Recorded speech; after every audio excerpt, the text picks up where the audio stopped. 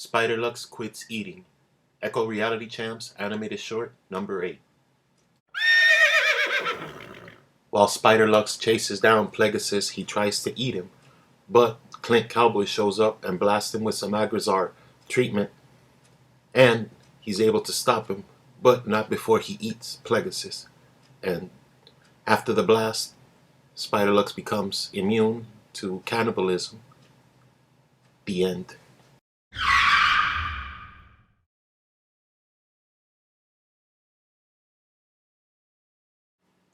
And that's what happened. Later, when I woke up, Clint was gone, and I had lost my ability to eat. I'm no longer a cannibal. Can you change that? No. And I'm sorry. This does bother me, but I had to let you know why I can't cannibalize the way I used to, or at all. And that's all I remember.